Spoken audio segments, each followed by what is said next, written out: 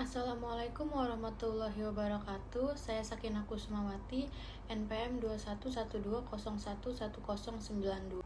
Materi pertemuan ke-9 yaitu konsep hukum pengangkutan. Yang pertama, tata hukum nasional. Tata hukum nasional adalah sistem hukum yang memiliki asas, bentuk tertulis, konstitusional, dibuat pembuat undang-undang, meliputi semua bidang hukum positif, berdasarkan Pancasila, tujuan bagi negara dan bangsa, serta berlaku unifikasi. Yang kedua, sistem tata hukum nasional. Tata hukum nasional merupakan salah satu sistem hukum yang memiliki unsur subjek hukum, status hukum, objek hukum, peristiwa hukum, dan hubungan hukum. Kemudian ada juga subsistem tata hukum nasional. Di dalam subsistem tata hukum nasional memiliki subjek pengangkutan, status hukum subjek, objek pengangkutan, peristiwa pengangkutan, dan hubungan pengangkutan. Materi pertemuan ke-10 yaitu objek pengangkutan niaga.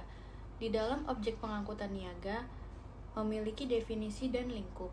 Definisi objek yaitu objek adalah segala sasaran yang digunakan untuk mencapai tujuan dan meliputi muatan barang dan penumpang, alat pengangkut dengan tenaga mekanik, biaya angkutan, sejumlah uang, dokumen angkutan.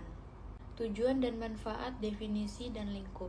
Yang pertama, adanya terpenuhi kewajiban dan hak-hak pihak secara benar, adil, dan bermanfaat.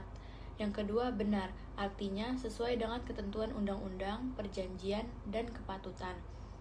Yang ketiga, adil artinya biaya angkutan lunas dan angkutan sampai di tempat tujuan dengan selamat. Yang keempat, jika timbul kerugian mendapatkan pergantian. Yang kelima, manfaat pengangkutan niaga sebagai upaya peningkatan nilai guna barang dan sumber daya manusia. Di dalam barang muatan, adanya arti barang. Barang yang sah dilindungi oleh undang-undang, objek perdagangan termasuk juga hewan. Di dalam barang muatan, ada juga klasifikasi barang. Menurut keperluannya atau kegunaan, sandang, contohnya seperti tekstil, kain, baju, dan celana. Pangan, seperti beras, gula, dan buah. Rumah tangga, seperti lemari, bangunan seperti kayu, pendidikan seperti buku, alat tulis, dan lain-lainnya. Alat pengangkutan. Yang pertama, jenis alat pengangkutan itu ada kereta api yang dijalankan di atas rel dan dikemudikan oleh masinis. Yang kedua, kendaraan umum dijalankan di jalan raya dan dikemudikan oleh supir. Yang ketiga, ada kapal niaga yang dijalankan di perairan dikemudikan oleh nakoda. Keempat, pesawat udara dijalankan di udara dan dikemudikan oleh pilot. Materi pertemuan ke-12 yaitu ketentuan Carter. Yang pertama, hanya pengangkutan laut Carter diatur secara khusus dalam Kitab Undang-Undang Hukum Dagang. Dan pengangkutan Carter umumnya diadakan secara tertulis atau kontrak.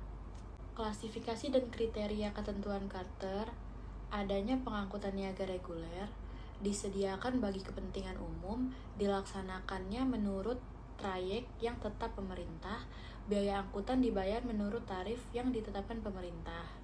Pengangkutan niaga Carter juga disediakan bagi kepentingan pihak tertentu, dilaksanakan menurut waktu atau menurut perjalanan.